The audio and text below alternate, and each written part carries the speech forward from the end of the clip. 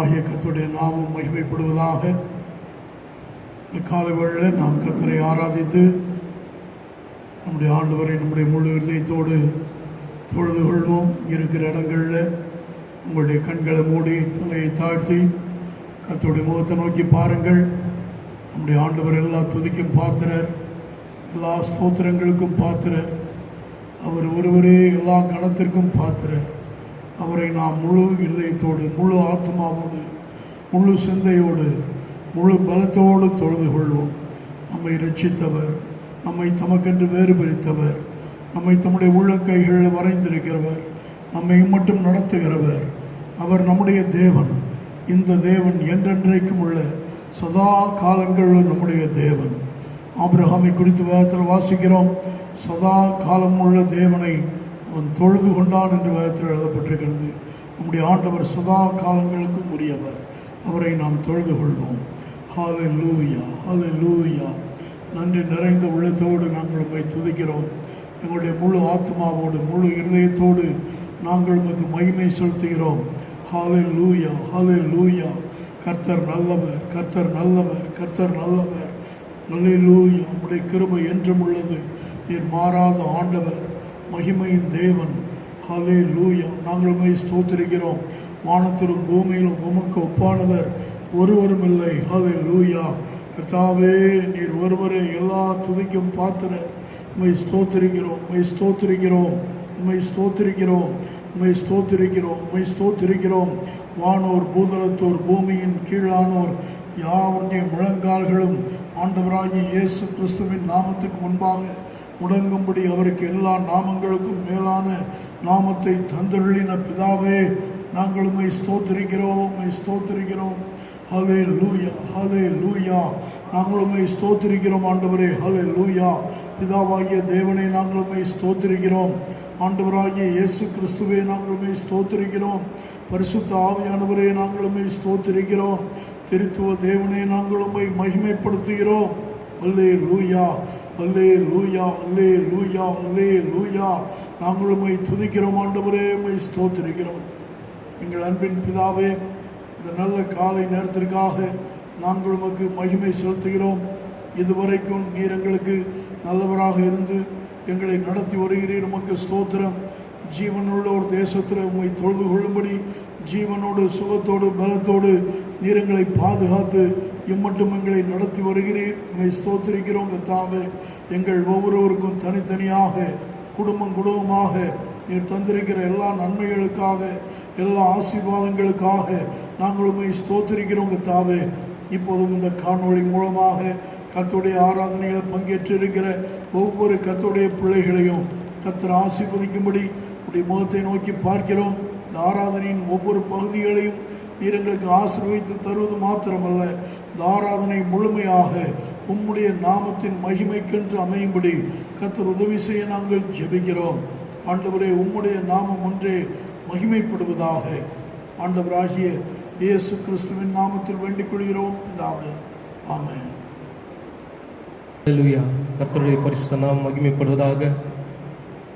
இந்த பரிசுத்த ஓய்வு நாளிலும் கர்த்தரை ஆராதிக்கும்படி வீட்டில் அமர்ந்தபடியும் காணொலி மூலியமாகவும் இதை கேட்டுக்கொண்டிருக்கிற யாவரையும் கர்த்தராக இயேசு கிறிஸ்துவின் நாமத்தினால அன்போடு கூட வரவேற்கிறோம். பிலிப்பியர் 2ஆம் அதிகாரம் 10ஆம் வசனத்தில் சொல்லியிருக்கிறபடி, இயேசுவின் நாமத்தில் வானோர், பூதலத்தோர், பூமியின் கீழானோர் யாவருடைய முழங்கால்களும் முடங்கும்படிக்கும் இயேசு கிறிஸ்துவே கர்த்தர் என்று அறியும்படிக்கு எல்லா நாமத்துக்கும் மிக மேலான நாமத்தை அவருக்கு தந்தருளி இருக்கிறார். ஹல்லேலூயா. நம் தேவன், நம் கர்த்தராகிய இயேசு கிறிஸ்து எல்லா நாமத்திற்கும் மிக மேலான நாமத்தை உடையவர். என் நாமத்தினால எதை கேட்டாலும் அதை உங்களுக்கு செய்வேன் என்று சொல்லியிருக்கிறார். நீங்கள் எதை கேட்டாலும் அதை உங்களுக்கு செய்வார். விசுவாசமாய் பாடுவோம். தேனினிமையிலும் இயேசுவின் நாமம் திவ்ய மதுரமாமே. ஹல்லேலூயா. தேனினிமையிலும் இயேசுவின் நாமம் திவ்ய மதுரமாமே. தேனினிமையிலும் இயேசுவின் நாமம் திவ்ய மதுரமாமே. அதை தேடிய நாடி ஓடிய வருவார் தினமும் நீ மனமே. சொல்வோம். தேனினிமையிலும் இயேசு இயேசுவின் நாமம் திவ்ய மதுரமாமே. காசினிதனிலே நேசமதாக கஷ்டத்தை உத்தரித்தே, பாவக்கசடதை அறுத்து சாபத்தை தொலைத்தார் கண்டுண நீ மனமே. தேனினி மயிலும் இயேசுவின் நாமம் திவ்ய மதுரமாமே. பாவியை மீட்க தாவியே உயிரை தாமே ஈந்தவரா, பின்னும் நேமியம் கருணை நிலை வரமுண்டு நிறம் துதி என் மனமே. தேனினி மயிலும் இயேசுவின் நாமம் திவ்ய மதுரமாமே.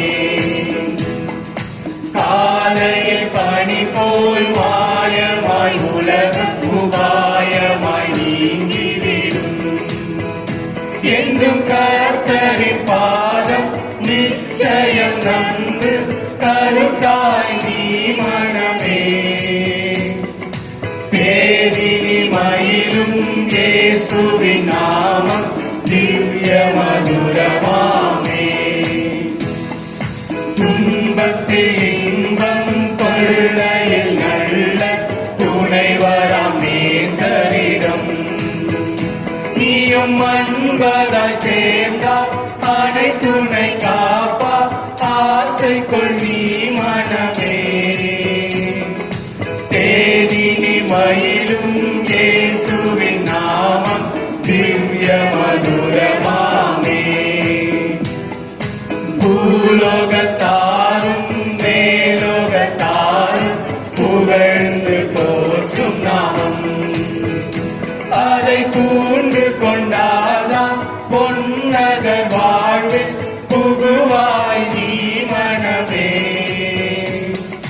தேனினி மயிலும் இயேசுவின் நாமம் திவ்ய மதுரமாமே. அதை தேடிய நாடி ஓடிய வருவாய் தினமும் நீ மனமே. தேனினி மயிலும் இயேசுவின் நாமம் திவ்ய மதுரமாமே. தேனினி மயிலும் இயேசுவின் நாமம் திவ்ய மதுரமாமே. அல்லேலூயா. நம்முடைய ஆண்டவர் நம்முடைய ஆராதனைக்கு பாத்திரர். நாம் எல்லாரும் கர்த்தரை தொழுது கொள்வோம். நம்முடைய ஆண்டவரை நாம் துதித்து அவருடைய நாமத்தை நாம் உயர்த்துவோம். இருக்கிற இடங்களில் கர்த்தருக்கு மகிமை செலுத்துங்கள். போன வாரம் முழுக்க ஆண்டவர் ஒவ்வொருவருக்கும் ஒவ்வொரு குடும்பங்களுக்கும் நல்லவராக இருந்திருக்கிறார், பாதுகாத்து வந்திருக்கிறார், பராமரித்து வந்திருக்கிறார், தேவைகளை சந்தித்து வந்திருக்கிறார், அதிசயமாக நடத்தி வந்திருக்கிறார். இன்னும் உங்களை அதிசயங்களை காண பண்ணுவார். அல்லேலூயா, அல்லேலூயா. இதுவரை நடத்தி வந்த ஆண்டவர் இனிமேல் உங்களை நடத்துவார். அல்லேலூயா. உமக்கு ஸ்தோத்திரம், உமக்கு ஸ்தோத்திரம், உமக்கு ஸ்தோத்திரம், உமக்கு ஸ்தோத்திரம். அல்லேலூயா, அல்லேலூயா, அல்லேலூயா, அல்லேலூயா. உம்மை துதிக்கிற ஆண்டவரே, உம்மை ஸ்தோத்திரிக்கிறேன். எம் காணச் செய்வேன், நீ அற்புதம் கண்டிடுவார். உன்னை அதிசயம் காணச் செய்வேன், நீ அற்புதம் கண்டிடுவார். என்று வாக்களித்தார் தேவன், இன்று நிறைவேற்ற வந்து விட்டார். என்று வாக்களித்தார் தேவன், இன்று நிறைவேற்ற வந்து விட்டார். உண்மை அதிசயம் காணச் செய்வேன், நீ அற்புதம் கண்டிடுவாய். உண்மை அதிசயம் காணச் செய்வேன், நீ அற்புதம் கண்டிடுவாய். குறைகள் எல்லாம் நிறைவாக்கும் அதிசயமே, இறை மகனாம் இயேசுவால் நடந்திடுமே. குறைகள் எல்லாம் நிறைவாக்கும் இறைவாக்கும் அதிசயமே, இறை மகனாம் இயேசுவால் நடந்திடுமே. பாதையெல்லாம் மறைந்தே போகுமே, பாதையெல்லாம் நெய்யாய் புரிந்திடுமே. பாதையெல்லாம் மறைந்தே போகுமே, பாதையெல்லாம் நெய்யாய் புரிந்திடுமே. உன்னை அதிசயம் காணச் செய்வேன், நீ அற்புதம் கண்டிடுவாய். உன்னை அதிசயம் காணச் செய்வேன், நீ அற்புதம் கண்டிடுவாய். வழி நடத்தும் அதிசயம் நடந்திடுமே, காரிருளில் பேரொளி வீசிடுமே. வழி நடத்தும் அதிசயம் நடந்திடுமே, காரிருளில் பேரொளி வீசிடுமே. வனவீரமே வழியாய் வந்தாலும் வல்லவரின் கரமே நடத்திடுமே. வனவீரமே வழியாய் வந்தாலும் வல்லவரின் கரமே நடத்திடுமே. உன்னை அதிசயம் காணச் செய்வேன், நீ அற்புதம் கண்டிடுவாய்.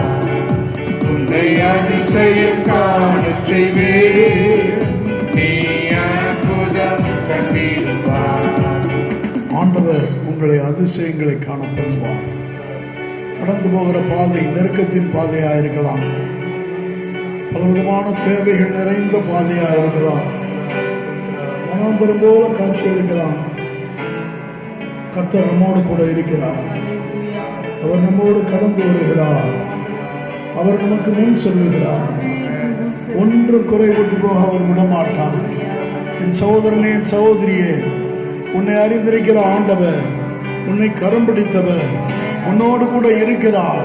அவர் உன்னை அதிசயங்களை காண பண்ணுவார். நன்றி நிறைந்த உள்ளத்தோடு ஆண்டவருக்கு ஸ்தோத்திரங்களை செலுத்து. ஹல்லேலூயா. நன்றி நன்றி ஆண்டவரே. ஹல்லேலூயா. நாங்கள் உம்மை ஸ்தோத்திரிக்கிறோம், நாங்கள் உம்மை ஸ்தோத்திரிக்கிறோம். ஹல்லேலூயா, ஹல்லேலூயா, ஹல்லேலூயா, ஹல்லேலூயா, ஹல்லேலூயா, ஹல்லேலூயா. நீர் நல்லவர், நீர் நல்லவர், நீர் நல்லவர். ஹல்லேலூயா. நாங்கள் உம்மை ஸ்தோத்திரிக்கிறோம். நீர் நல்லவர் ஆண்டவரே. ஹல்லேலூயா.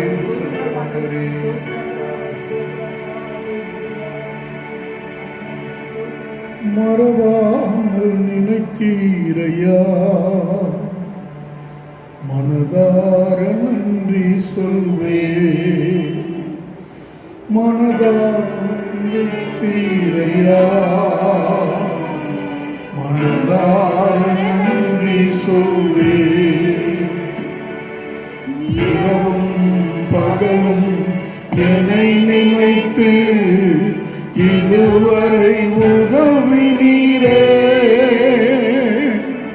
இரவும் பகலும் என்னை நினைத்து இதுவரை நடத்தினீரே. நன்றி நன்றி ஐயா, கோடி கோடி நன்றி ஐயா. நன்றி நன்றி ஐயா, கோடி கோடி நன்றி ஐயா. மறவாமல் நினைத்தீரையா, மனதார நன்றி சொல்வே. மறவாமல் நினைத்தீரையா, மனதார நன்றி சொல்வே. இரவும் பகலும் என்னை நினைத்து இதுவரை நடத்தினீரே. இரவும் பகலும் என்னை நினை நினைத்து இதுவரை உதவினீரே. நன்றி நன்றி ஐயா. கோடி கோடி நன்றி. நன்றி சொல்லுங்கள் ஆண்டவருக்கு. நன்றி நன்றி ஐயா. கோடி கோடி நன்றி ஐயா. எபினேசர் நீதானையா இதுவரை உதவினீரே. எபினேசர் நீதானையா இதுவரை உதவினீரே. எல்ரோயி எல்ரோயி என்னையும் கண்டீரே. எப்படி நான் நன்றி சொல்வேன். சொல்லுங்கள். எல்ரோயி எல்ரோயி என்னையும் கண்டீரே. எப்படி நான் நன்றி சொல்வேன். நன்றி நன்றி ஐயா. கோடி கோடி நன்றி ஐயா. நன்றி நன்றி ஐயா. கோடி கோடி நன்றி ஐயா. பலவீன நேரங்களில் பலன் தந்தீரையா. பலவீன நேரங்களில் பலன் தந்தீரையா. சுகமானே சுகமானே தழும்புகளால் சுகமானே. குடும்ப மருத்துவர் நீரே. சுகமானே சுகமானே தழும்புகளால் சுகமானே. என் குடும்ப மருத்துவர் நீரே. நன்றி நன்றி ஐயா. கோடி கோடி நன்றி ஐயா. நன்றி நன்றி ஐயா.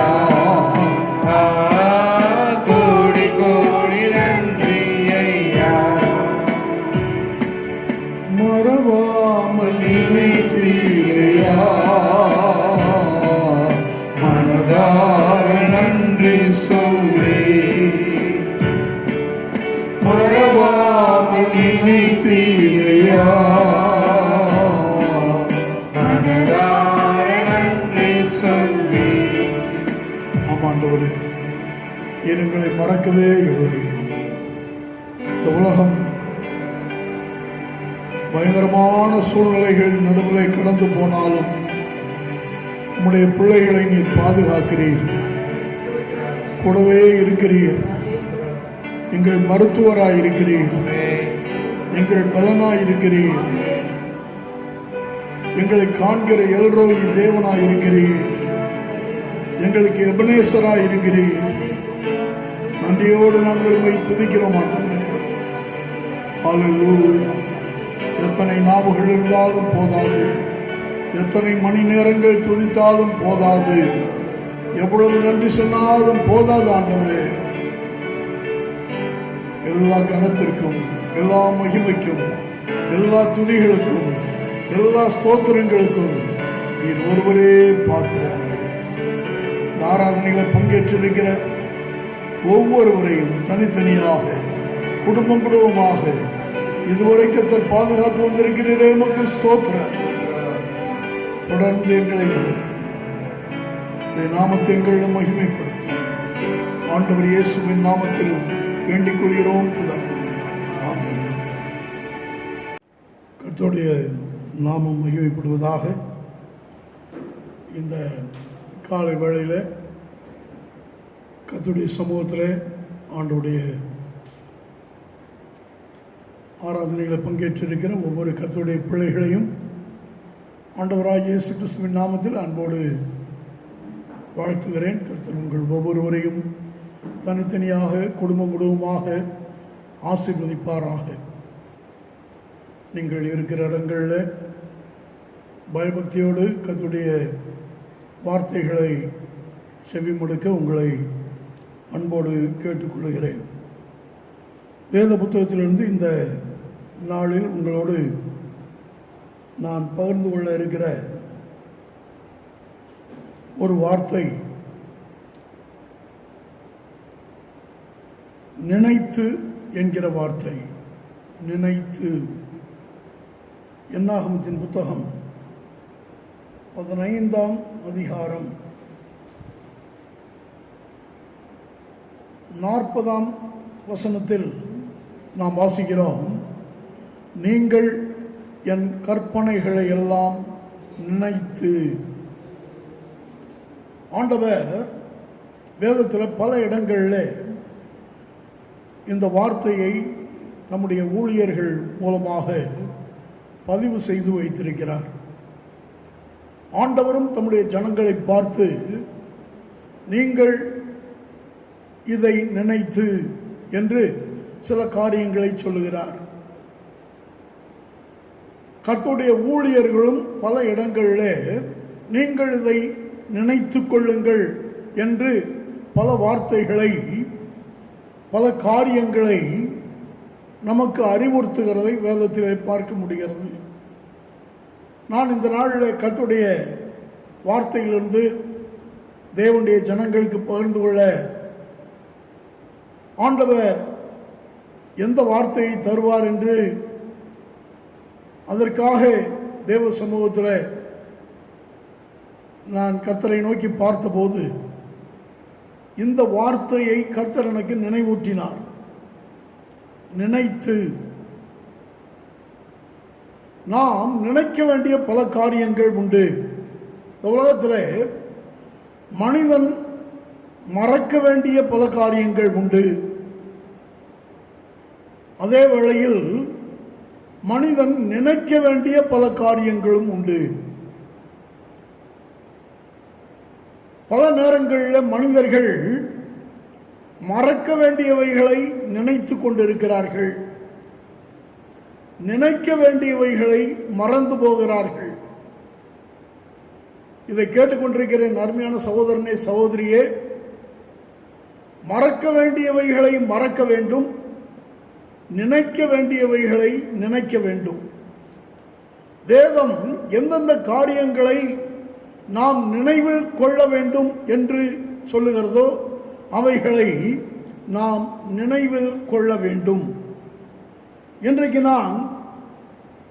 நாம் நினைக்க வேண்டிய காரியங்களை குறித்த சிலவற்றை உங்கள் முன்பாக எடுத்து காண்பிக்க விரும்புகிறேன்.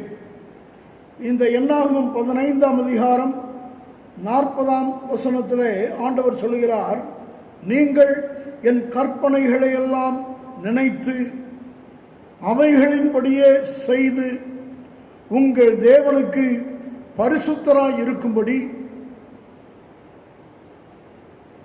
அதை பார்ப்பீர்களாக. ஆண்டவருக்கேற்ற பரிசுத்தர்களாய் நாம் காணப்பட வேண்டுமானால் நம்முடைய சுய சக்தியினாலோ, நம்முடைய சுய பக்தியினாலோ, நம்முடைய சுய பின்னணியினாலோ ஆண்டவருக்கேற்ற பரிசுத்தத்தை நம்மால் விளங்க பண்ண முடியாது.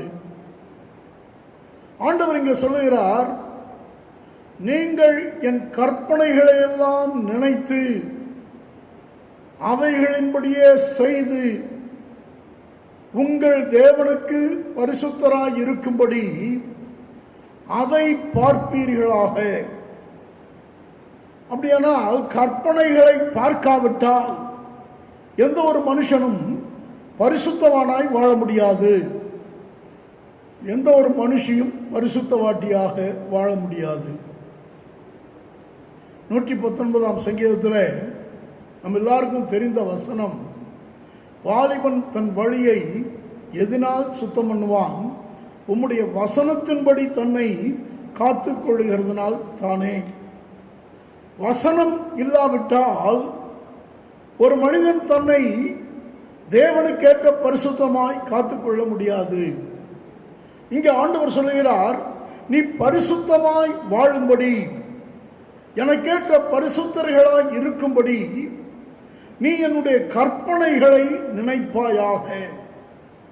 இன்றைக்கு கர்த்தருடைய பிள்ளைகளே, நாம் நினைக்க வேண்டிய முதன்மையான ஒன்று ஆண்டவர் நமக்கு எழுதி கொடுத்திருக்கிற கர்த்தருடைய கற்பனை. இன்றைக்கு பலர் கர்த்தருடைய கற்பனைகளை மறந்து போகிறார்கள். கர்த்தருடைய கற்பனைகளை பின்னுக்கு வைத்து விடுகிறார்கள். பலருக்கு வேதத்தை எடுத்து வாசிக்க வேண்டும் என்கிற எண்ணமே வருகிறதில்லை. வேத வசனங்கள் நினைவில் வருகிறதில்லை. வேதத்தோடு கூட ஒரு சரியான தொடர்பு இல்லை. ஆகவே உலகத்தால் கரைபட்டு உலக அசுத்தங்களால் நிறைந்து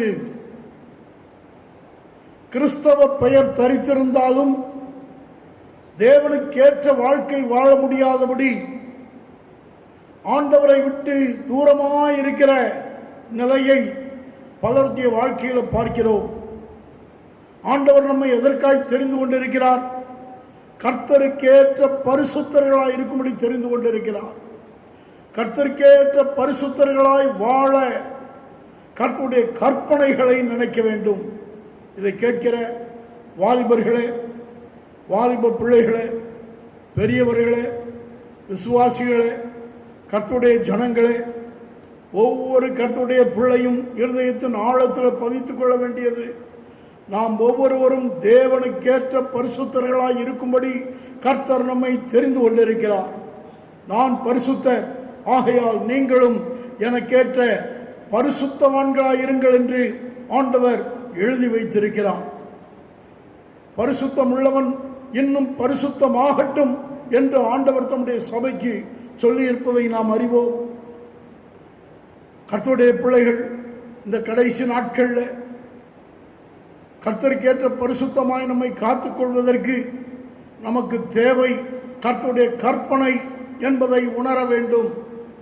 இந்த கர்த்தருடைய கற்பனையை பார்க்க வேண்டும். கர்த்தருடைய கற்பனையை தியானிக்க வேண்டும். கர்த்தருடைய கற்பனையை உள்ளத்திலே பதித்துக் கொள்ள வேண்டும். இந்த கர்த்தருடைய கற்பனையை எப்பொழுதும் நினைத்து கொண்டிருக்க வேண்டும். சிந்தை முழுவதும் கர்த்தருடைய வேதத்தினால் நிறைந்திருக்க வேண்டும். உம்முடைய வேதம் என் இருதயத்தில் இருக்கிறபடியினால் என் நடைகளில் ஒன்றும் பிசகுவதில்லை என்று சொல்லத்தக்கதாக இருதயம் கர்த்தருடைய வார்த்தைகளினால் நிறைந்திருக்க வேண்டும். நம்முடைய நினைவு மண்டலம் ஆண்டவருடைய வசனத்தினால் நிறைந்திருக்க வேண்டும். இதை கேட்கிற ஒவ்வொரு கர்த்தருடைய பிள்ளைக்கும் கர்த்தருடைய கற்பனைகளை நினைக்கிற நினைவுகளை கர்த்தர் தருவாராக. கர்த்தருடைய கற்பனைகளை நாம் நினைக்கும் பொழுது நாம் எப்பொழுதும் கர்த்தர் மேல் நினைவுள்ளவர்களாய் மாற முடியும். 119 சங்கீதம் 55 வசனத்தை நாம் வாசிக்கும் போது, ராக்காலத்தில் நான் உம்மை நினைத்து என்று வாசிக்கிறோம். இந்த 119 சங்கீதத்தை எழுதின தேவனுடைய மனுஷன், கர்த்தாவே ராக்காலத்தில் உமது நாமத்தை நினைத்து உமது வேதத்தை கை கொள்ளுகிறேன் என்று சொல்லுகிறார். கர்த்தருடைய வேதத்தை நினைப்பது எந்த அளவுக்கு நம்முடைய வாழ்க்கையில் இடம்பெறுகிறதோ அந்த அளவிற்கு கர்த்தருடைய நாமத்தை நாம் நினைக்க துவங்குவோம். இந்த 119 சங்கீதத்தை எழுதின தேவனுடைய மனுஷன் ஒரு பெரிய வேத பாரகன். அந்த மனுஷன் வேதத்தை ஆராய்ச்சி செய்கிற ஒரு பெரிய தேவ மனிதன். அந்த மனிதன் தன்னுடைய வாழ்க்கையிலே கர்த்தருடைய நாமத்தை ராக்காலத்திலே நான் நினைக்கிறேன் என்று சொல்லுகிறார்.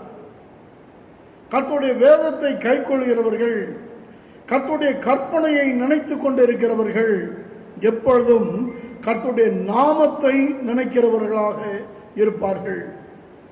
நமக்காக இந்த பூமிக்கு இறங்கி வந்த நம்முடைய ஆண்டவருடைய நாமத்தை நாம் எப்பொழுதும் நினைத்து கொண்டிருப்போமாக. நமக்காக கல்வாரி சிலுவையில் அடிக்கப்பட்டு இரத்தம் சிந்தி மரித்து 3ஆம் நாள் உயிரோடு எழுந்து இன்றைக்கு நமக்காக உயிரோடு இருக்கிற நம்முடைய ஆண்டவராகிய இயேசு கிறிஸ்துவின் நாமத்தை நாம் எப்பொழுதும் நினைத்து கொண்டிருப்போமாக. வேத புத்தகத்தில் பிதாவாகிய தேவனுக்கு ஏராளம் நாமங்கள் எழுதப்பட்டிருக்கிறது. ஆண்டவராகிய இயேசு கிறிஸ்து பல நாமங்களில் பல இடங்களில் அறியப்படுகிறார். அதுபோலவே ஆண்டவருக்கென்று எல்லா நாமங்களுக்கும் மேலான நாமத்தை பிதாவாகிய தேவன் தந்தருளினார் என்று வேதத்தில் நாம் வாசிக்கிறோம். கர்த்தருடைய நாமங்களை தியானிக்கிற அனுபவம், கர்த்தருடைய நாமங்களை நினைத்து துதிக்கிற அனுபவம், கர்த்தருடைய நாமங்களை அறிக்கையிடுகிற அனுபவம் ஒவ்வொரு கர்த்தருடைய பிள்ளைக்கும் இருக்க வேண்டும். ஆண்டவருடைய நாமத்தை நினைப்பது, கர்த்தருடைய கற்பனையை நினைக்கிறவர்கள் அதை தொடர்ந்து கர்த்தருடைய நாமத்தை நினைக்க ஆரம்பிப்பார்கள். கர்த்தருடைய நாமங்களை நினைக்கும் பொழுது அவர் நமக்கு செய்கிற தயவு நம்முடைய நினைவுக்கு வரும். வேதத்தில் வாசித்து பாருங்கள். 145ஆம் சங்கீதம் 7ஆம் வசனம். 145ஆம் சங்கீதம் 7ஆம் வசனம். அவர்கள் உமது மிகுந்த தயவை நினைத்து வெளிப்படுத்தி உமது நீதியை கம்பீரித்து பாடுவார்கள். யாருக்கு கர்த்தருடைய கற்பனைகளின் மேல் நினைவு வருகிறதோ அவர்கள் கர்த்தருடைய நாமத்தை நினைக்க துவங்குகிறார்கள். கர்த்தருடைய நாமத்தை நினைக்கிறவர்கள் அவருடைய தயவை நினைத்து பாட துவங்குகிறார்கள். இன்றைக்கு பாருங்கள், ஆராதனையில் அநேகருக்கு பாட வராது. பாடுவதற்கு வராது என்றால் நான் சொல்வது ராகம் வராது என்பதை சொல்லவில்லை. ராகம் வராத பலர் கூட பாட்டு பாடுவார்கள் வாயை திறந்து. சபையில் பார்த்தீங்கன்னு சொன்னால் நல்ல ராகம் இருக்கும் சிலருக்கு, ஆனால் வாயை திறந்து பாட மாட்டாங்க. ஆனால் ராகமே வராத சில ஆட்கள் சத்தமாக பாடுவாங்க. பக்கத்தில் இருக்கிற ஆட்களுக்கே நான் பாடுறது சரியா அவங்க பாடுறது சரியா அப்படின்ற ஒரு எண்ணம் வந்துடும். ஒரு நாள் ஒருவரை சபையில் சாட்சி சொல்ல சொன்னார்கள். அவருக்கு எப்போதும் சாட்சி சொல்ல ஆரம்பித்தா பாட்டு பாடி தான் சாட்சி சொல்லுவார். அவர் பாட ஆரம்பித்தார். அந்த பாட்டு என்ன பாட்டுன்னா, பரலோகமே என் சொந்தமே என்று காண்பேனோ. இந்த பாட்டு அவர் எப்படி பாடினார்னா, பரலோகமே என் சொந்தமே நான் என்று காண்பேனோ, என் இன்ப இயேசுவை நான் என்று சேர்வேனோ. ஒருத்தராலையும் கூட சேர்ந்து பாட முடியல. என்னன்னா, சிலருக்கு ராகம் வராது, ஆனால் ஆண்டவரை பாடணுன்ற எண்ணம் இருக்கும். நான் சொல்ல வர்றது என்னன்னா, கர்த்தருடைய தயவை நினைக்கிறவர்கள் கம்பீரித்து பாடுவார்கள். ராகம் இருக்குதோ இல்லையோ, கர்த்தருடைய பிள்ளையே, உனக்கு ஆண்டவரை பாடி துதிக்க அதற்கேற்ற ஒரு நினைவு வருகிறதா? ராகம் இருக்குதாங்கிறது அடுத்த காரியம். பாட வாய் திறக்க முடிகிறதா? சங்கீதக்காரன் சொல்கிறான், நீர் மீட்டுக்கொண்ட என் ஆத்துமாவும் என் உதடுகளும் கம்பீரித்து மகிழும். எப்பொழுது? நான் பாடும்போது. as I begin to sing, நான் பாட துவங்கும் போது எனக்குள்ளே ஒரு பெரிய கம்பீரம் வந்து விடுகிறது. என் உதடுகளும் என் ஆத்துமாவும் கம்பீரித்து மகிழும் என்று சொல்லுகிறார். இன்றைக்கு அநேகரால் அந்த நிலைக்கு வர முடியவில்லை. சபையிலேயே பாடாத விசுவாசிகள் வீட்டில் எப்படி பாடுவார்கள் தெரியவில்லை. நம்முடைய நாட்டில் ஒரு பழமொழி உண்டு, அறையில் ஆடாதவன் அம்பலத்தில் ஆட மாட்டான் என்பது. வீட்டில் இருக்கிற கர்த்தருடைய பிள்ளையே, வீட்டுக்குள்ளே உன்னால் கர்த்தரை பாடி துதிக்க முடிய வேண்டும். அதற்கு தேவை கர்த்தருடைய தயவை நீ நினைக்க வேண்டும்.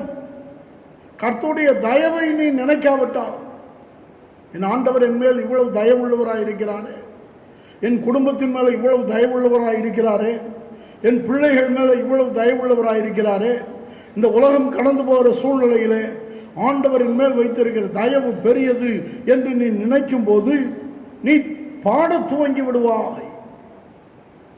ஆகவே கர்த்தருடைய கற்பனையை நினைக்கிறவர்கள் கர்த்தருடைய நாமத்தை நினைப்பார்கள். கர்த்தருடைய நாமத்தை நினைக்கிறவர்கள் கர்த்தருடைய தயவை நினைப்பார்கள். கர்த்தருடைய தயவை நினைக்கிறவர்கள் அவரை பாடுவார்கள் என்றால் என்ன அர்த்தம்? அவரை ஆராதிப்பார்கள். இன்றைக்கும் ஆராதனையிலே உங்களால் முழு இருதயத்தோடு பங்கேற்க முடிகிறதா? வீட்டுக்குள்ளே இருக்கிறோமோ, எங்கே இருக்கிறோமோ, எந்த இடத்துல இருந்தாலும் கர்த்தரை ஆராதிப்பதற்கு நம்முடைய வாழ்க்கையிலே நாம் ஆண்டவரோடு கூட ஆவியிலே ஒன்றித்து போக முடிகிறதா? ஆவியோடும் உண்மையோடும் ஆண்டவரை தொழுது கொள்ள இடம் ஒரு பொருட்டல்ல, சூழ்நிலை ஒரு காரியம் அல்ல. நாம் எந்த இடத்துல இருந்தாலும் கர்த்தரை ஆராதிக்க, அவருடைய கற்பனைகளை நினைக்கவும், அவருடைய நாமத்தை நினைக்கவும், அவருடைய தயவை நினைக்கவும் நாம் உண்மையுள்ளவர்களாக இருந்தால் நாம் கர்த்தரை ஆராதிப்போம். அடுத்ததாக ஆண்டவர் சில காரியங்களை எல்லாம் நமக்கு எச்சரிப்புண்டாக இவைகளை நினைத்துக்கொள் என்று சொல்லுகிறார். உபாகமம் 24ஆம் அதிகாரம் 9ஆம் வசனம். ஆண்டவர் இங்கே மிரியாம் என்கிற ஒரு பெண்ணை குறித்து சொல்கிறார். நீங்கள் எகிப்திலிருந்து புறப்பட்டு வருகிற வழியிலே உங்கள் தேவனாகிய கர்த்தர் மிரியாமுக்கு செய்ததை நினைத்துக் கொள்ளுங்கள். நினைத்துக் கொள்ளுங்கள். எதை நினைக்க வேண்டும்? மிரியாமுக்கு ஆண்டவர் என்ன செய்தார் என்பதை நினைத்துக் கொள்ளுங்கள் என்று ஆண்டவர் சொல்கிறார். மிரியாமுக்கு ஆண்டவர் என்ன செய்தார்? வேத புத்தகத்தில் என்னாகம புத்தகம் 12ஆம் அதிகாரத்தை நாம் வாசிக்கும் போது, என்னாகமம் 12ஆம் அதிகாரத்தில் மோசேக்கு விரோதமாக மிரியாமும் ஆரோனும் அவருக்கு விரோதமாய் பேச ஆரம்பித்து அவரை மனமடிவாக்கியதை குறித்த சம்பவம் எழுதப்பட்டிருக்கிறது. என்னாகமம் 12ஆம் அதிகாரத்தில் எழுதப்பட்டிருக்கிற சம்பவம் மோசேக்கு விரோதமாக ஆரோனும் மிரியாமும் பேசி என்று அங்கே சொல்லப்பட்டிருக்கிறது. கர்த்தருடைய ஊழியக்காரனுக்கு விரோதமாய் அவர்கள் பேசிய போது அவர்களும் ஊழியர்கள் தான். ஆரோன் அவனும் ஊழியன், மிரியாமும் ஊழியக்காரி. ஆனால் 3 பேரும் ஊழியர்கள். இந்த 3 ஊழியர்கள்ல 2 ஊழியர்கள் ஒரு ஊழியனுக்கு விரோதமாய் பேசிய போது ஆண்டவர் அங்கே இறங்கினார். 5ஆம் 6ஆம் வசனங்களை வாசிக்கும் போது என்ன 12ஆம் அதிகாரத்தில் ஆண்டவர் சொல்கிறார், மூவரும் புறப்பட்டு ஆசரிப்பு கூடாரத்துக்கு வாருங்கள் என்று கூப்பிடுகிறார். வந்த பிறகு 6ஆம் வசனத்தில் நீங்கள் 2 பேரும் முன்னாலே வாருங்கள் என்று கூப்பிடுகிறார். யார? மிரியாமையும் ஆரோனையும். 2 பேரும் வந்து நிற்கிறார்கள்.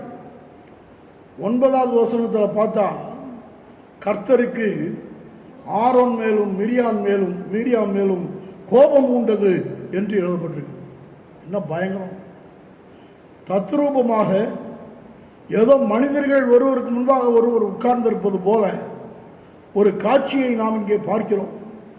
இங்கே ஆண்டவர் கிளம்பி வா 3 பேரும் என்று கட்டளையிட்டு 3 பேர் வந்தவுடனே 2 பேரும் முன்னாலவா என்று கூப்பிட்டு அவர்கள் 2 பேர் மேலே அவர் கோபப்பட்டார் என்று எழுதப்பட்டிருக்கிறது.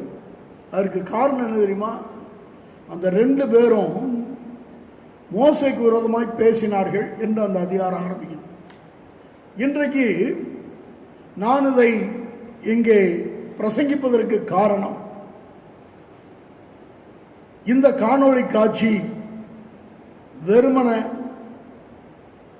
என்னுடைய சபை மக்களுக்கு மாத்திரம் சென்று சேருகிறதில்லை. மாறாக முழு உலகத்தின் பல பாகங்களிலிருந்து பல ஊழியர்கள் இதை கவனிக்கிறார்கள், பல சபைகளின் விசுவாசிகள் இதை கவனிக்கிறார்கள், பல ஊர்களில் இருக்கிறவர்கள், பல மாநிலங்களில் இருக்கிறவர்கள், பல வெவ்வேறு தேசங்களில் இருக்கிறவர்கள் கூட என்னுடைய செய்தியை கேட்கிறார்கள். கேட்டு அதை எனக்கு தெரியப்படுத்துகிறார்கள்.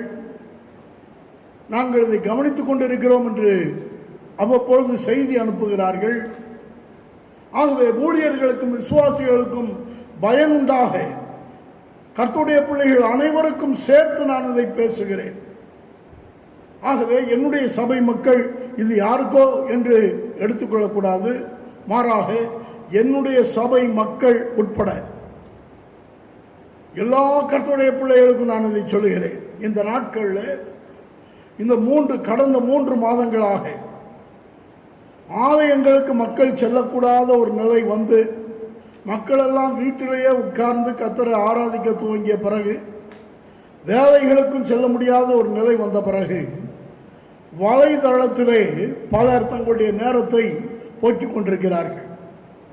இந்த வலைதளத்திலே நேரத்தை போக்குகிற பலர் அதில் பெரும்பான்மையான பதிவுகளை எப்படி பதிவிடுகிறார்கள் என்றால், ஒவ்வொரு ஊழியக்காரனிடத்தில் இருக்கிற குறைகளையும் சுட்டிக்காட்டி பதிவிடுகிறார்கள். இந்த ஊழியர் சரியில்லை, அந்த ஊழியர் சரியில்லை, இவர் செய்வது சரியில்லை, அவருடைய ஊழியம் சரியில்லை, இவர் பேசுவது சரியில்லை, அவர் செய்வது சரியில்லை, அவர் கேட்பது சரியில்லை, அவர் ஜெபிப்பது சரியில்லை, இப்படியே பலர் சொல்லிக் கொண்டிருக்கிறார்கள். எத்தனையோ முறை தனிப்பட்ட விதத்தில் எடுத்து காண்பித்தாலும் பலருக்கு புரிகிறதில்லை. நான் இன்றைக்கு சொல்கிறேன், கர்த்தருடைய பிள்ளையே, எந்த ஊழியருக்கு விரோதமாகவும் பேசாதிருங்கள், எந்த கர்த்தருடைய பிள்ளைக்கு விரோதமாகவும் பேசாதிருங்கள். இன்னும் சொல்ல போனால் எந்த மனிதருக்கும் விரோதமாகவும் பேசாதிருங்கள். இன்றைக்கு அநேகர் மற்றவர்களுக்கு விரோதமாய் பேசுவதையே வழக்கமாய் கொண்டிருக்கிறார்கள். தேவனுடைய சாயலில் படைக்கப்பட்ட மனுஷனுக்கு விரோதமாக பேசக்கூடாது. எந்த மனுஷனுக்கு விரோதமாக பேசாது. குறிப்பாக ஊழியர்களுக்கு விரோதமாக, பெரிய ஊழியர்களாகட்டும், சின்ன ஊழியர்களாகட்டும், பெரிய ஊழியங்கள் செய்கிறவர்களாகட்டும், சின்ன ஊழியங்கள் செய்கிறவர்களாகட்டும், கிராம சபை நடத்துகிறவராகட்டும், பெரிய உலகளாவிய ஊழியங்களை நிறுவி நடத்துகிறவர்களாகட்டும், யாருக்கு விரோதமாகவும் யாரும் பேசக்கூடாது. ஆண்டவர் இங்கே சொல்லுகிறார், மீரியாமுக்கு செய்ததை நினைத்துக் கொள்ளுங்கள் என்று சொல்லுகிறார். மீரியாமுக்கு செய்ததை நினைத்துக் கொள்ளுங்கள். ஆண்டவர் மீரியாம் மேல் கோபப்பட்டார். அது அவளுக்கு மிகப்பெரிய தண்டனையாக அமைந்தது. மோசே மீரியாமுக்காக கெஞ்சி அழுது ஆண்டவர் மனமிறங்கி மன்னிக்க வேண்டியதாயிற்று. இன்றைக்கும் கர்த்தருடைய பிள்ளைகளே, எந்த ஊழியர்களையும் குறை சொல்லாதிருங்கள், எந்த விசுவாசிகளையும் குறை சொல்லாதிருங்கள். இன்றைக்கு பலர் தங்களுடைய சொந்த சபை போதகரை குறைவாய் பேசுவார்கள். சிலர் தாங்கள் அறிந்திராத தொலைக்காட்சியில் பார்க்கிற சில ஊழியர்களை குறைவாய் பேசுவார்கள். மற்றவர்களை குறித்து குறைவாய் பேசுவதே பலருக்கு வேலையாக இந்த நாட்களில் மாறிவிட்டது. வலைதளத்திலே பரபரப்பாக எதையாகிலும் வெளியிட வேண்டும் என்பதற்காக யாரை குறித்தாகலும், அல்லது யாருடைய உபதேசத்தை குறித்தாகலும், அல்லது யாருடைய செய்தியை குறித்தாகலும், யாருடைய ஜபத்தை குறித்தாகலும் ஏதாகிலும் ஒரு தவறை கண்டுபிடித்து அதை சொல்லி, இவர் இப்படி, இவரை பின்பற்றாதிருங்கள், இவருக்கு விரோதமாக இன்னென்ன காரியங்கள் இருக்கிறது என்று பட்டியலிட்டு தாங்கள் அறிந்ததும் அறியாததுமான பல காரியங்களை கற்பனைகளாக பேசி இந்த நாட்களில் தங்களுக்கு தாங்களே பலர் ஆக்கினைகளை வரவழைத்துக் கொள்கிறார்கள். கர்த்தருடைய பிள்ளைகளே, மீரியாமுக்கு செய்ததை நினைத்துக் கொள்ளுங்கள் என்று ஆண்டவர் இங்கே சொல்லுகிறார். ஆகவே கர்த்தருடைய ஊழியர்களை, கர்த்தருடைய பிள்ளைகளை நாம் குறைத்து மதிப்பிடாதிருப்போமாக. ஒருவருக்கும் விரோதமாக ஒன்றும் பேசாதிருப்போமாக. அடுத்த ஆண்டவர் ஒன்றை எழுதி வைத்திருக்கிறார் பாருங்கள். 1 சாமுவேலின் புத்தகம் 1ஆம் அதிகாரம் 13ஆம் வசனம்.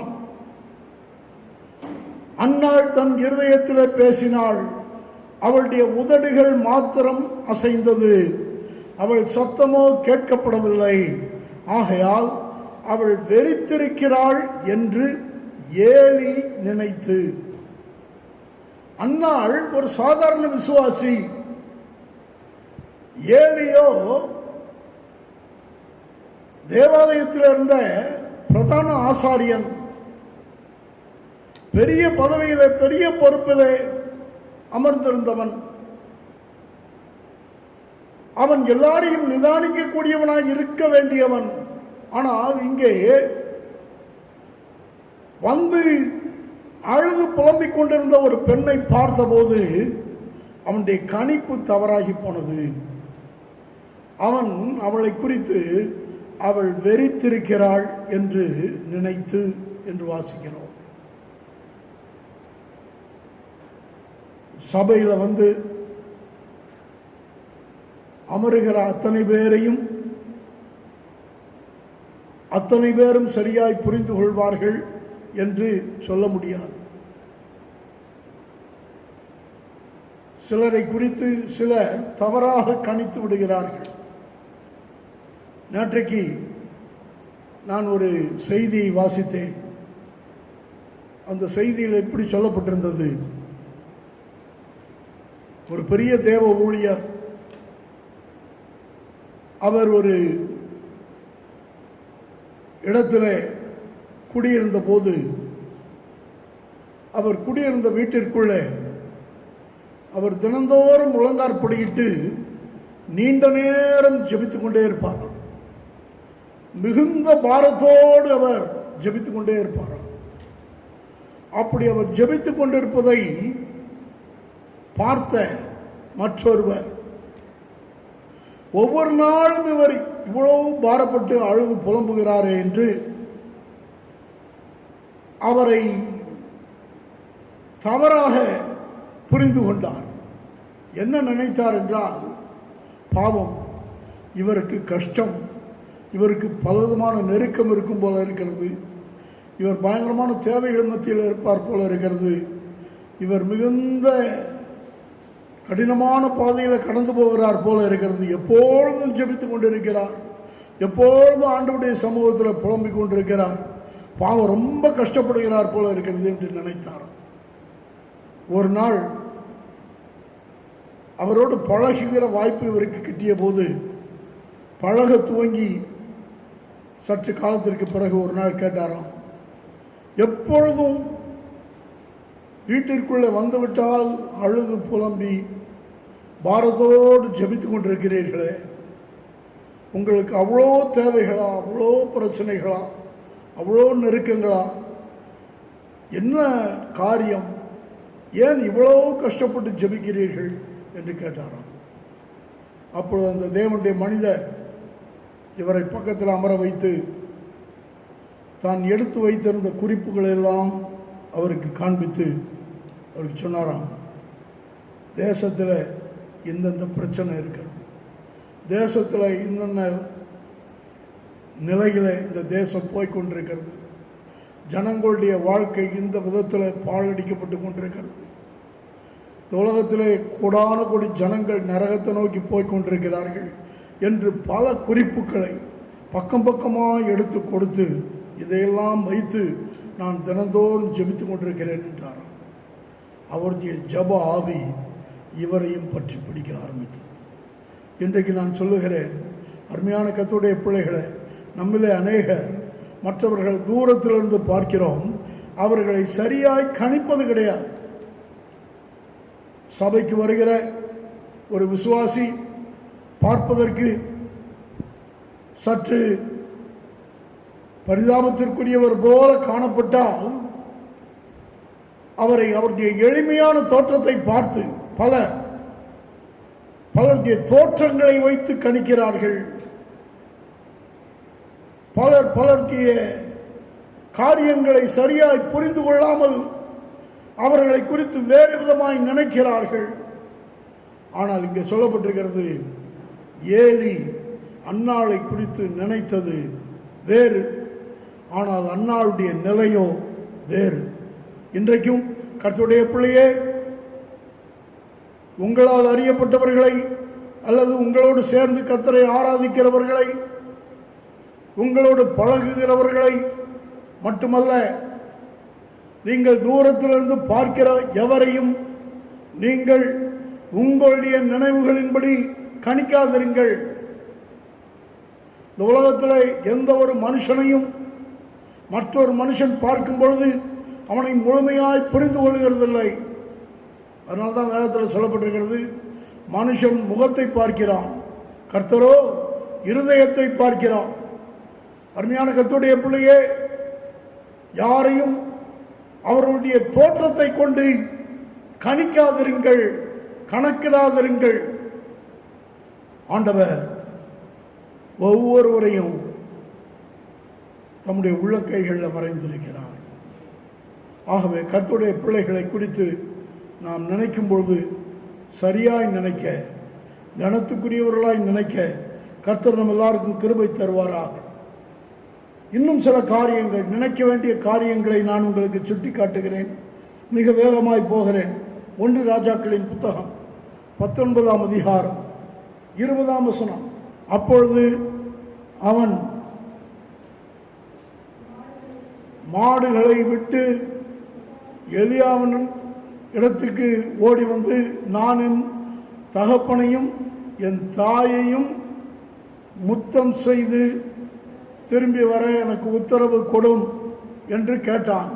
அப்பொழுது எலியா எலிசாவை பார்த்து, நீ போய் வா, ஆனால் நான் உனக்கு செய்ததை நினைத்துக்கொள் என்றான். நான் உனக்கு செய்ததை நினைத்துக்கொள். என்ன நினைக்க வேண்டும் என்று எலியா சொன்னான். எலியா எலிசாவை தன்னுடைய ஸ்தானத்தில் அபிஷேகம் பண்ணும்படி கர்த்தர் எலியாவுக்கு கட்டளையிட்டபடியே எலியா எலிசாவுக்கு செய்தார். எலிசா எலியாவால் அபிஷேகம் பண்ணப்படுகிற நிலையிலே நாம் பார்க்கிறோம். எலிசா சொல்கிறார், நான் போய் உத்தரவு பெற்றுக்கொண்டு திரும்பி வருவதற்கு எனக்கு அனுமதி கொடும் என்று சொல்லுகிறார். அழைப்பை பெற்ற எலிசா, அபிஷேகத்தை பெற்றுக்கொண்ட எலிசா தான் பெற்ற அழைப்பையும் அபிஷேகத்தையும் நிறைவேற்றுவதற்கு முன்பாக தன்னுடைய தகப்பன் தாயிடத்திலே உத்தரவு பெற்று திரும்பி வர எலியாவிடத்தில் அனுமதி கேட்டபோது எலியா சொல்லுகிறார், நீ போய் வா, ஆனால் நான் உனக்கு செய்ததை நினைத்துக்கொள் என்றார். அதாவது அழைப்பை மறந்து விடாதே, அபிஷேகத்தை மறந்து விடாதே. உனக்கென்று ஒரு அழைப்பு கொடுக்கப்பட்டிருக்கிறது, உனக்கென்று ஒரு அபிஷேகம் கொடுக்கப்பட்டிருக்கிறது என்று அவருக்கு அறிவுறுத்தி அனுப்புகிறார். இன்றைக்கும் கர்த்தருடைய பிள்ளைகளே, ஒவ்வொருவரையும் கர்த்தர் ஒரு பெரிய நோக்கத்தோடு அழைத்திருக்கிறார். இந்த நாட்களில் என் செய்தியை கேட்கிற கர்த்தருடைய பிள்ளையே, உங்களை குறித்து தேவனுக்கு ஒரு நோக்கம் இருக்கிறது. அந்த நோக்கத்தை ஆண்டவர் ஏதோ ஒரு விதத்தில் உங்களுக்கு வெளிப்படுத்தி இருப்பார். அன்றைக்கு எலிசாவுக்கு எலியாவின் மூலமாக வந்த அழைப்பை போல உங்களுக்கு ஏதோ ஒரு விதத்தில் ஆண்டவர் ஒரு அழைப்பை கொடுத்திருப்பார். ஆனால் இன்றைக்கு அநேகர் தங்களுடைய அழைப்பை மறந்து போனார்கள், தாங்கள் பெற்ற அபிஷேகத்தை மறந்து போனார்கள். எந்த நோக்கத்திற்காக தேவன் தங்களை தெரிந்து கொண்டார் என்பதை நினையாமற் போனார்கள். ஆண்டவர் எலியாவை கொண்டு சொல்லுகிறார், நீ நினைத்துக்கொள், மறந்து விடாதே. நீ எதற்கென்று தெரிந்து கொள்ளப்பட்டவன் என்பதை மறந்து விடாதே. நீ எதற்கென்று தெரிந்து கொள்ளப்பட்டவன் என்பதை நினைத்துக்கொள்.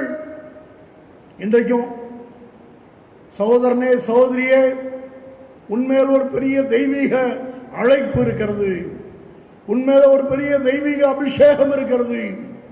கர்த்தர் உனக்கு கொடுத்த அபிஷேகம், கர்த்தர் உனக்கு கொடுத்த தாளந்து, கர்த்தர் உனக்கு கொடுத்த கிருபை, கர்த்தர் உனக்கு கொடுத்த வரம், கர்த்தர் உனக்கு கொடுத்திருக்கிறதான வல்லமை ஒரு நோக்கத்திற்காக உனக்கு கொடுக்கப்பட்டிருக்கிறது. நீ தேவனுக்காக ஒரு பயனுள்ள பாத்திரமாக எழும்ப வேண்டும் என்று தேவன் உன்னை குறித்து சித்தம் வைத்திருக்கிறார். அந்த சித்தத்தை நீ நினைத்துக்கொள். தேவன் உன் மேல் வைத்திருக்கிற அழைப்பு எவ்வளவு பெரியது என்பதை நீ நினைத்துக்கொள். அதை மறந்து போகாதே, விளையாட்டுத்தனமாக விட்டுவிடாதே, வேலை மிகுதியினாலே அதை மறந்து போகாதே. அன்றைக்கு வேலை இல்லாத ஒருவனாக எலிசா காணப்படவில்லை. அவன் 12வது ஏர் மாட்டை பூட்டி வயலிலே உழுது கொண்டிருந்த ஒருவன், ஒரு நல்ல உழைப்பாளி. உழைத்து கொண்டிருந்த நேரத்தில் அவனை கர்த்தருடைய அழைப்பு தேடி வந்தது. இன்றைக்கும் ஒருவேளை நீ ஒரு நல்ல வேலையில் இருக்கலாம், ஒரு நல்ல பொறுப்பில் இருக்கலாம், உனக்கென்று பல கடமைகள் இருக்கலாம். என் அருமையான கர்த்தருடைய பிள்ளையே, ஆனாலும் உன்னை தேவன் ஏற்கனவே தெரிந்து கொண்ட போது உனக்கு கொடுத்த வார்த்தையை நீ நினைத்துக்கொள். உனக்கு கொடுத்த அழைப்பை நீ நினைத்துப்பார். உனக்கு தேவன் தந்த அந்த மகாபரிய அபிஷேகத்தை நீ நினைத்துப்பார். கர்த்தர் தமக்கென்று உன்னை தெரிந்து கொண்டிருக்கிறார். ஆண்டவர் தம்மை பின்பற்றி வந்த சீஷர்களை பார்த்து சொன்னார், கலப்பையின் மேல் தன் கையை வைத்து பின்னிட்டு பார்க்கிற எவனும் தேவனுடைய ராஜ்யத்திற்கு தகுதி உள்ளவன் அல்ல. உனக்கென்று கொடுக்கப்பட்டிருக்கிற அந்த அழைப்பை நீ நினைத்துப்பா. இந்த நாட்களில் கர்த்தர் உன்னோடு பேசுகிறார். ஒருவேளை நீ பெற்ற அழைப்பை நீ மறந்து நீண்ட காலமாகி இருக்கலாம், ஒருவேளை ஆண்டு கணக்காகி இருக்கலாம். பலர் தங்களுடைய அழைப்பை மறந்து போயிருக்கிறார்கள்.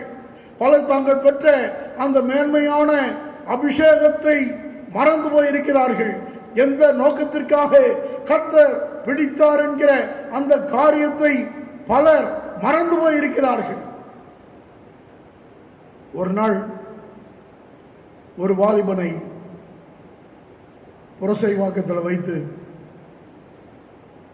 நான் சந்தித்து அவரோடு பேசிக் கொண்டிருந்தேன்.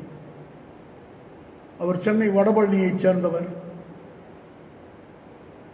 அவரை புரசைவாக்கத்தில் ஒரு சாலையில் நிறுத்தி அவரிடத்தில் சொன்னேன், பிரதர், கர்த்தர் உங்களை அழைத்திருக்கிறார். முழு நேர ஊழியத்திற்காக கர்த்தர் உங்களை அழைத்திருக்கிறார். நீங்கள் கர்த்தருக்காக ஊழியத்திற்கு இறங்கி வாருங்கள் என்றேன். அவர் சொன்னார், என்னால் முடியாது. என் மனைவி, பிள்ளைகள், என் குடும்ப தேவைகள், இதற்கு நான் எங்கே போவேன்? வேலையை விட்டுவிட்டு எப்படி வருவேன் என்று கேட்டார். ஆனால் நான் சொன்னேன், ஆண்டவர் உங்கள் மேல் வைத்திருக்கிற அழைப்பு மாறாதது. வேதத்தில் சொல்லப்பட்டிருக்கிறது, தேவனுடைய அழைப்பும் அவருடைய கிருபா வரங்களும் மாறாதவைகள் என்று எழுதப்பட்டிருக்கிறது. கர்த்தர் உங்கள் மேல் வைத்திருக்கிற அழைப்பு மாறாத அழைப்பு.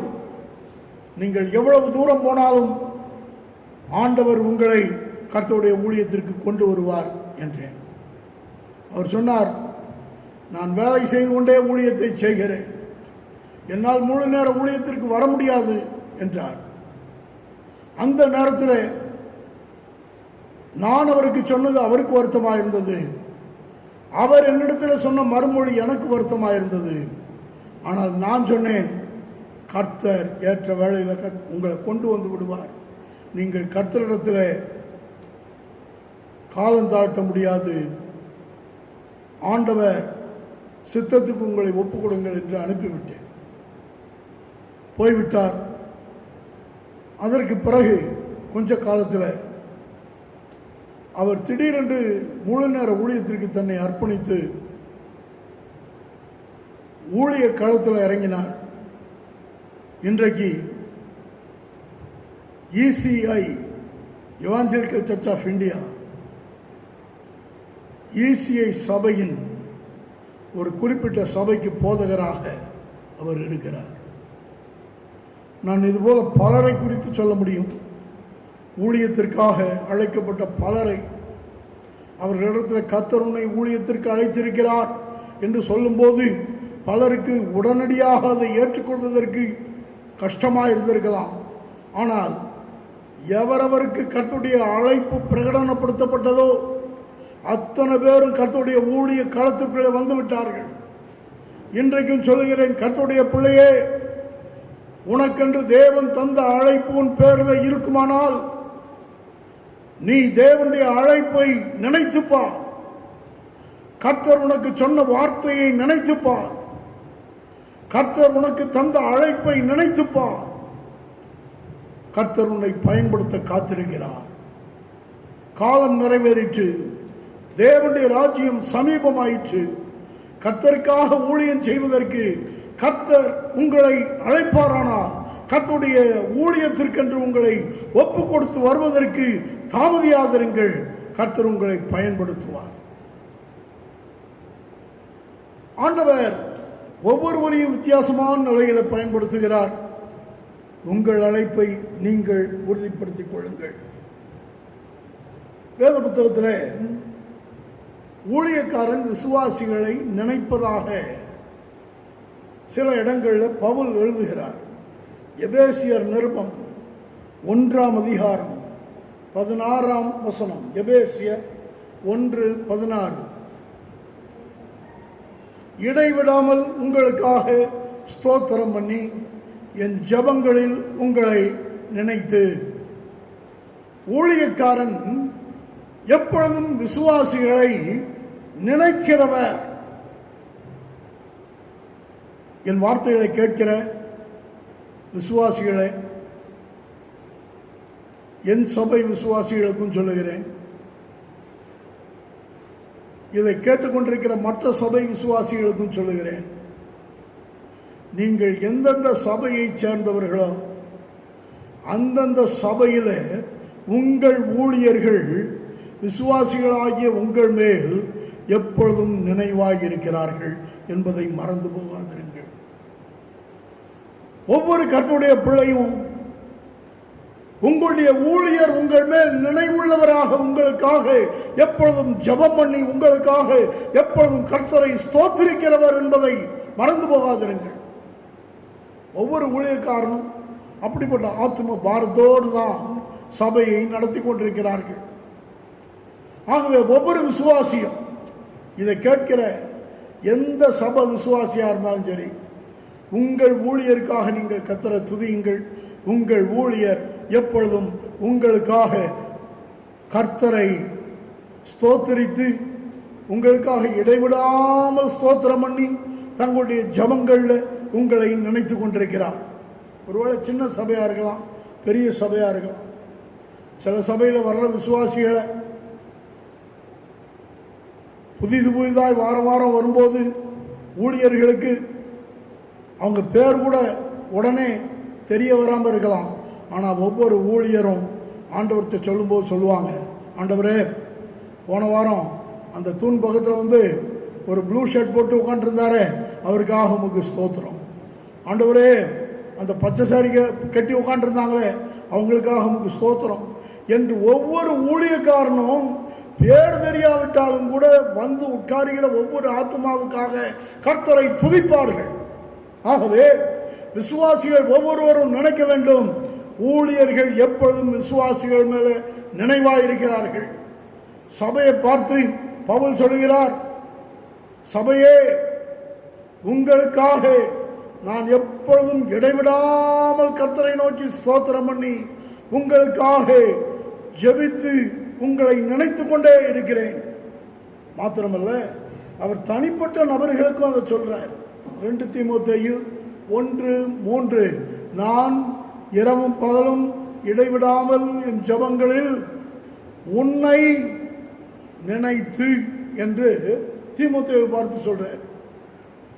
எபேசியர் சபைக்கு எழுதும்போது முழு சபையும் பார்த்து நான் உங்களை நினைக்கிறேன் என்று சொல்லுகிறார். இங்க தனிப்பட்ட மனுஷன் தீமோத்தேயுக்கு எழுதும்போது அவனை பார்த்து சொல்றார், தீமோத்தேயுவே, நான் உன்னை நினைக்கிறேன். இன்றைக்கும் சபையில் இருக்கிற ஒவ்வொரு தனிப்பட்ட விசுவாசியும் ஊழியர்கள் நினைக்கிறார்கள். என் சபை விசுவாசிகள் ஒவ்வொருவரையும் நான் நினைக்கிறேன். ஒவ்வொரு குடும்பத்தில் உள்ள பெரியோர் முதல் சிறியோர் வரை அத்தனை பேரையும் தனித்தனியாய் நினைத்து கர்த்தரை துதிக்கிறேன். விசுவாசிகளே, உங்களுக்காய் ஜெபிக்கிற, உங்களுக்காய் கர்த்தரை ஸ்தோத்திரிக்கிற அந்த கடமை எனக்கு இருக்கிறது என்பதை நான் அறிந்திருக்கிறேன். ஆகவே உங்களுக்காய் உங்களை நினைத்து கர்த்தரை ஸ்தோத்திரிக்கிறேன். ஒட்டுமொத்த சபைக்காய் கர்த்தருக்கு ஸ்தோத்திரம் என்று சொல்வது மாத்திரமல்ல, தனித்தனியாக ஒவ்வொரு ஆத்மாவின் பேரையும் சொல்லி பவுல் சொல்றார், தீமோத்தேயுவே நான் உன்னை நினைக்கிறேன். பிலமோன் நிருபத்தில் பாருங்க, பிலமோன் 5ஆம் வசனத்தில் சொல்லுகிறார், நான் உம்மை நினைத்து என்று சொல்லுகிறார். அப்படியானால் பவுல் பிலமோனை நினைப்பதை எங்கே சொல்லுகிறார்? கர்த்தருடைய பிள்ளைகளே, தனிப்பட்ட ஒவ்வொரு ஆத்மாவையும் ஊழியக்காரன் நினைக்கிறான். ஆண்டவர் தம்முடைய ஊழியர்களுக்கு நல்ல நினைவாற்றலை கொடுத்திருக்கிறார். வேதத்தில் நாம் பார்க்கும்போது 2 ராஜாக்களின் புத்தகம் 5ஆம் அதிகாரம் 26ஆம் வசனத்தில் எலிசா கேயாசியை பார்த்து சொல்கிறார். அப்பொழுது அவன் இவனை பார்த்து, அந்த மனுஷன் உனக்கு எதிர்கொண்டு வர தன் ரதத்திலிருந்து இறங்கி திரும்புகிற போது என் மனம் உன்னுடன் கூட செல்லவில்லையா? கேயாசி நினைக்கிறான், நாம் பண்றது இவருக்கு தெரியாது. எலிசாவுக்கு தாம் பண்றது தெரியாது என்று கேயாசி நினைக்கிறான். கேயாசி எலிசாவின் உடன் ஊழியன், எலிசாவின் வேலைக்காரன். எலிசா வா என்றால் வர வேண்டும், போ என்றால் போக வேண்டும் என்கிற நிலையிலே எலிசாவிடத்தில் தங்கி பணிபுரிகிறவன். ஆனால் எலிசாவுக்கு தெரியாமல் இந்த கேயாசி நாகமான் பின்னாலே ஓடிவிட்டான். ஓடி நாகமான் இடத்துல இருந்து அவன் கொடுக்கிற பரிசுகளை எல்லாம் வாங்கி கொண்டு போய் ஒழித்து வைத்து விட்டு எலிசாவிடத்தில் வருகிறான். கேயாசி நினைக்கிறான் எலிசாவுக்கு ஒன்றுமே தெரியாது என்று. ஆனால் எலிசா சொல்கிறான், நீ போகும்போது என் மனம் உன்னுடனே வரவில்லையா என்று கேட்கிறான். இன்றைக்கும் அருமையான கர்த்தருடைய பிள்ளைகளே, உங்கள் ஊழியருக்கு தெரியாமல் நீங்கள் எதையாயிலும் செய்ய முடியும் என்று நீங்கள் நினைக்காதிருங்கள்.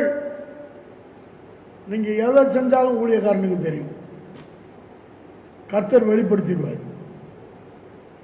ஏன்னா அவன் எப்போதும் உங்கள் மேல் நினைவாக இருக்கிற ஒரு ஆள். எப்போதும் இந்த ஆத்மா எங்கே போயிருக்கோம், இந்த ஆத்மா என்ன பண்ணிட்டு இருக்கோம், இந்த ஆத்மா இப்போ யார் பின்னால் சுத்தம், இதெல்லாம் ஊழியக்காரனுக்கு நல்லா தெரியும். ஊழியக்காரனுக்கு நல்லா தெரியும். கேயாசியே, நீ எங்கே போனாய், யார் பின்னாலே போனாய் என்று எலிசா கேட்கிறான். இன்னைக்கும் ஒவ்வொரு ஊழியக்காரனும் தன்னுடைய விசுவாசிகளை நன்றாய் அறிந்திருக்கிறவர்கள். மணிகண்டா, நீ யார் பின்னாலே சுற்றி கொண்டிருந்தாய், நீ யார் பின்னாலே ஓடினாய், யாரோடு என்ன செய்தாய், நீ செய்தது யாருக்கும் தெரியாது என்று நினைக்கிறாயா? நீ செய்தது தெரியும் ஜான், நீ செய்தது யாருக்கும் தெரியாது என்று நினைக்கிறாயா? நீ செய்தது ஆண்டவர் அதை வெளிப்படுத்தி இருக்கிறார். இப்படி ஒவ்வொருத்தனையும் தனித்தனியாக கூப்பிட்டு சொல்லிடுவான் ஊழியர்கள். இந்த உடன் ஊழியர்கள் பண்ணுகிற எல்லாம் தலைமை போதவர்களுக்கு தெரியும். சில உடன் ஊழியர்கள் இருக்கிற இடத்துல தான் என்ன செய்கிறோம், தாங்கள் எதை எப்படி என்னென்ன விதத்தில் மாற்றி அமைக்கணும்னு நினைக்கிறோம் என்றெல்லாம் தங்களுக்குள்ளே கற்பனை செய்வார்கள். ஆனால் தலைமை போதவருக்கு தெரியும், இந்த ஊழியக்காரன் ஏதோ பண்ண தீர்மானிக்கிறான், இவனை அந்த இடத்த விட்டு தூக்கிடுவான். ஏன் அப்படின்னா, சில நேரங்களில் உடன் ஊழியர்கள் நினைக்கிறார்கள், நம்முடைய தலைவருக்கு தெரியாமல் நம்ம எதையும் செஞ்சிடலாம்னு நினைக்கிறாங்க. கர்த்தருடைய ஊழியனே, ஆண்டவர் உன்மேல் நினைவாய் இருக்கிற தலைவனை உனக்கு கொடுத்திருக்கிறார். ஒவ்வொரு ஊழியக்காரனும், கிளை சபைகளில் இருக்கிற ஒவ்வொரு உடன் ஊழியர்களும் ஜாக்கிரதையாக ஊழியம் செய்யணும். எந்த ஸ்தாபனத்தில் இருக்கிறீங்களோ அந்த ஸ்தாபனத்துக்கு உண்மையா இருங்க, அந்த ஸ்தாபன தலைவருக்கு உண்மையா இருங்க, கர்த்தருக்கு உண்மையா இருங்க, சபைக்கு உண்மையா இருங்க, உங்களுடைய மனச்சாட்சிக்கு உண்மையா இருங்க. ஆண்டவர் இந்த நாட்களில் நம்முடைய நினைவுகளின் தோற்றங்களை அறிந்திருக்கிறார் என்பதை ஒவ்வொருவரும் அறிந்திருக்க வேண்டும். இங்கே எலியா எலிசாவை பார்த்து நீ நினைத்துக்கொள் என்றான். எலிசா கையாசியை பார்த்து என் மனம் முன்னோடு வந்தது என்று சொன்னான். ஒவ்வொருவனும் அந்த நினைவை தன்னுள் தக்க வைத்துக் கொள்ளுகிறவன் என்பதை புரிந்து கொள்ள வேண்டும். சரி, இப்பொழுது சபையார் ஊழியர்கள் விசுவாசிகளை நினைக்கிறார்கள். சபையார் ஊழியர்களை நினைக்கணுமா? எபிரேயரின் புத்தகம் 13ஆம் அதிகாரம் 7ஆம் வசனம். எபிரேயர் 13:7.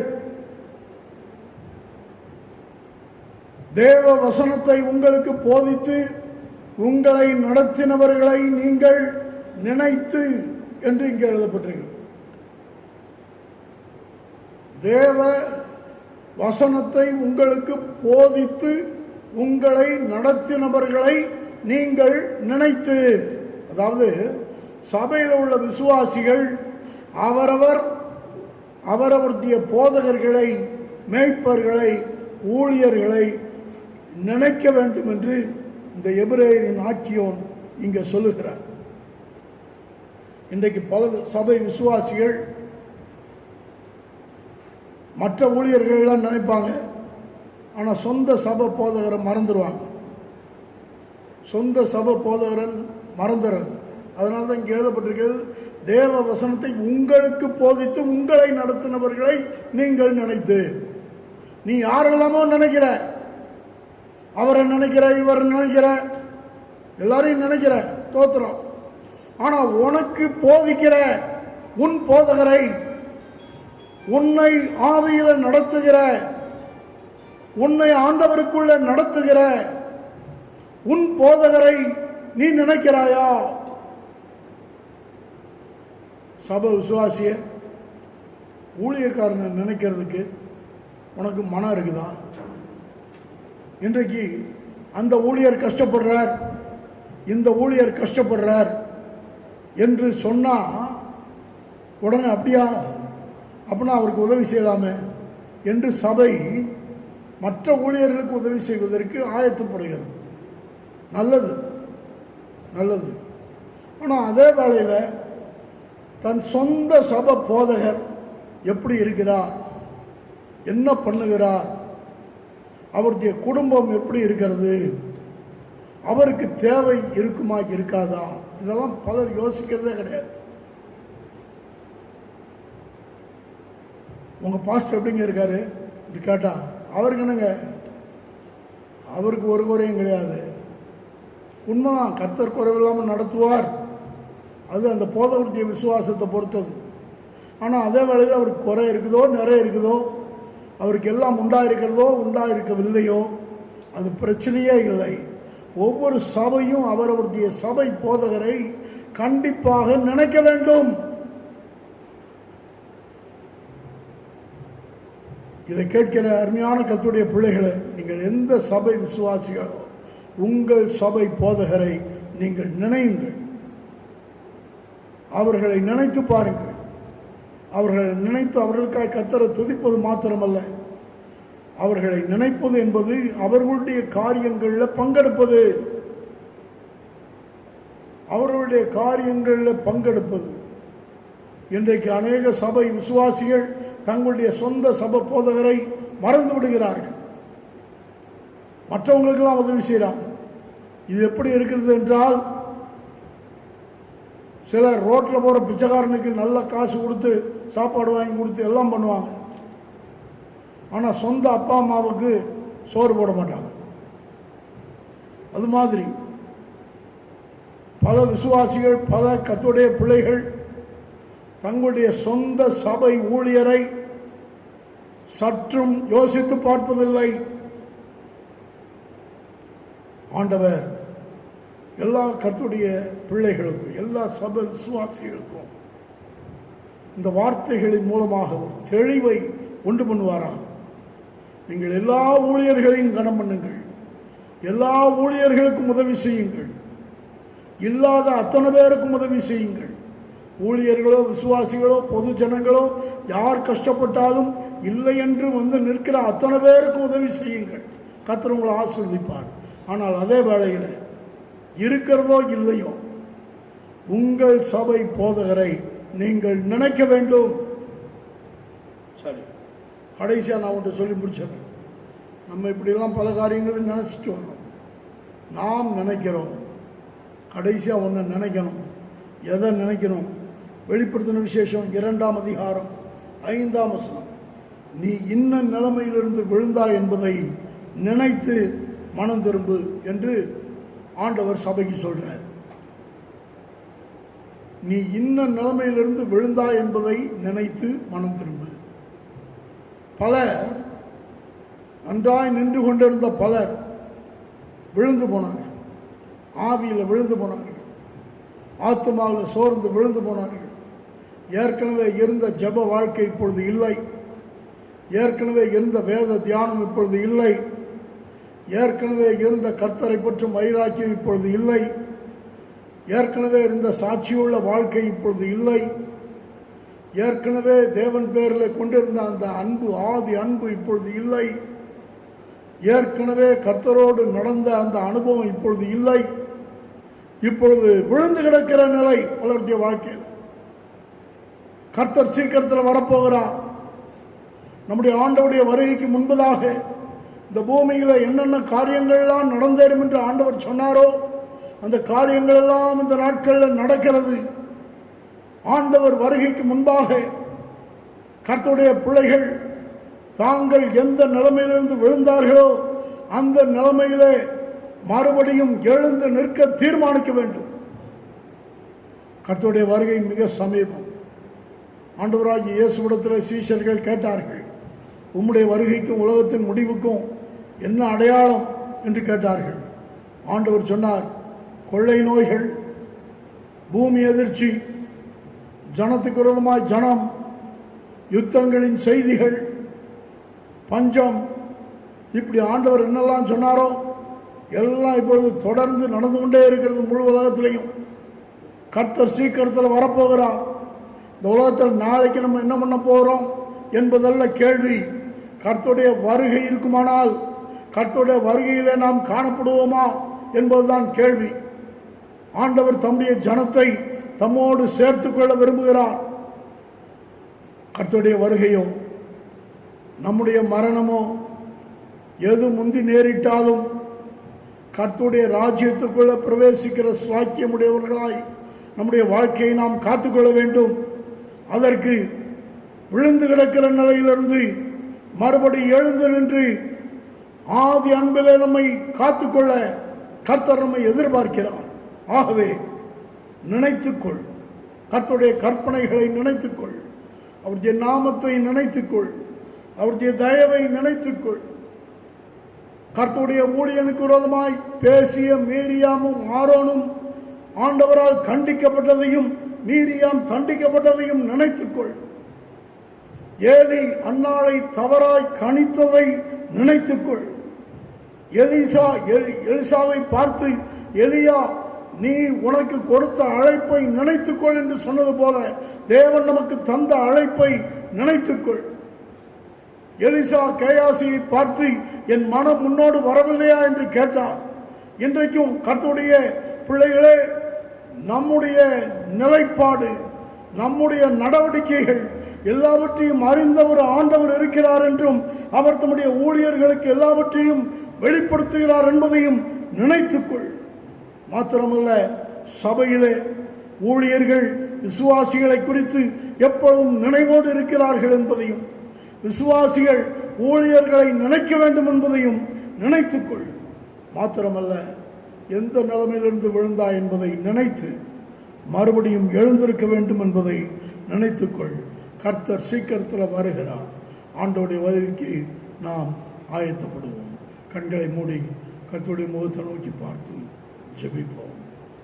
ஸ்தோத்திரம் ஸ்தோத்திரம் ஸ்தோத்திரம். அன்பின் பரலோக பிதாவே, நன்றி நாங்கள் துதிக்கிறோம், ஸ்தோத்திரிக்கிறோம் ஆண்டவரே. இந்த கர்த்தருடைய நாள் காலை வேலைக்காக நன்றி நாங்கள் துதிக்கிறோம். கர்த்தர் ஆண்டவரே, உண்மை ஆராதிக்க, உண்மை துதிக்க, விண்ணப்பிக்க கர்த்தர் எங்களுக்கு ஒரு நாள் கூட, ஒரு நேரம் கூட கர்த்தாவை கூடி கொடுத்தபடியாக நன்றியோடு நாங்கள் துதிக்கிறோம், ஸ்தோத்திரிக்கிறோம். கர்த்தாவே, நாங்கள் ஆண்டவரே கேட்ட வார்த்தையின்படி நீர் எங்கள் ஒவ்வொருவரையும் ஆண்டவரே நீர் நினைத்திருக்கிறீர். ஆண்டவரே, நாங்கள் உங்களுடைய வழிகளை நினைக்க, உங்களுடைய கற்பனைகளை நினைக்க ஆண்டவரே மற்றவர்களை குறித்து தவறாக நினைக்காமல், தவறாக பேசாமல் ஆண்டவரே கர்த்தருக்கு உண்மையாய் நடக்க கர்த்தர் ஒரு கிருபை தாங்கப்பா.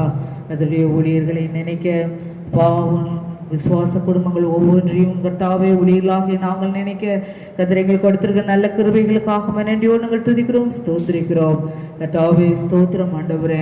கர்த்தர் ஆண்டவரே உம்முடைய பிள்ளைகள் ஒவ்வொருவரையும் நன்மையின் பாதையில் நீ நடத்தும்படியா செபிக்கிறோம். உம்முடைய கிருபையினால் ஒவ்வொருவரையும் நினைப்பும்படியா செபிக்கிறோம். நீர் அவர்களை நினைத்து அவர்களை ஆசீர்வதிக்கும்படியா செபிக்கிறோம். உடைய இறக்கமுள்ள கிருபை உள்ள கரங்களை ஒப்பு கொடுக்கிறோம் ஆண்டவரே. அப்போ உம்முடைய வருகையிலே ஆண்டவர் நாங்கள் ஒவ்வொருவரும் காணப்படும்படி அப்போ ஆண்டவரே அந்த நினைவோடு நாங்கள் வாழ கர்த்தர் எங்கள் ஒவ்வொருவருக்கும் கிருபை கொடுக்கும்படியா செபிக்கிறோம். உடைய ஆசீர்வாதத்தை எங்களுக்கு ஏராளமாய் அருளி செய்வீராக. அப்பா மீதியான நாள் முழுவதும் கர்த்தங்களோடு கூட எங்களை நடத்தும், ஆசீர்வதியும், கிருபையினால நிரப்பும். உடைய பிள்ளைகள் எல்லாரும் அப்படியே ஆசீர்வாதத்தினால் நிரம்பி இருப்பார்களாக. ஆண்டவரே, ரட்சிக்கப்படாத இருக்கிறவர்களுக்காக, இந்த அன்பை உணராது இருக்கிறவர்களுக்காக நாங்கள் செபிக்கிறோம். கர்த்தர் ஆண்டவரே ஒவ்வொருவரும் கர்த்தாவே சீக்கிரத்தில் கர்த்தருடைய ரட்சிப்பை அறிந்து கொள்ள, உணர்ந்து கொள்ள, உம்மை தேட, உம்மை ஆராதிக்க கர்த்தர் கிருபை கொடுக்கும்படியே செபிக்கிறோம். அடைபட்டிருக்கிற எல்லா வாசல்களையும் நீ திறக்கும்படியே செபிக்கிறோம். உம்மை நாங்கள் ஒரு மனதோடு கூடி ஆராதிக்க கர்த்தர் எங்களுக்கு மீண்டும் அந்த வாய்ப்பை கர்த்தர் கொடுக்கும்படியாய் செபிக்கிறோம். ஆண்டவரே, எங்களை தாழ்த்தி ஒப்பு கொடுக்கிறோம். துதி கன மகிமை எல்லாவற்றையும் உமக்கே செலுத்துகிறோம். மீட்பர் இயேசு கிறிஸ்துவின் நாமத்தில் வேண்டிக் கொள்கிறோம் நல்ல பிதாவே, ஆமென். பரிசுத்த நாமத்தை ஸ்தோத்ரி. என் ஆத்மாவே கர்த்தரை ஸ்தோத்ரி. கர்த்தர் செய்த சகல உபகாரங்களையும் மறவாதே, ஆமென். நம்முடைய கர்த்தராகிய இயேசு கிறிஸ்துவின் கிருபையும் பிதாவாகிய தேவனுடைய அன்பும் பரிசுத்த ஆவியானவருடைய ஐக்கியமும் சமாதானமும் பாதுகாப்பும் வழி நடத்துதலும் இன்றும் என்றும் சதா காலங்களிலும் கர்த்தருடைய வருகை பரியந்தமும் நம் அனைவரோடும் உண்டாயிருப்பதாக. ஆமென். கர்த்தர் உங்களை ஆசீர்வதிப்பாராக.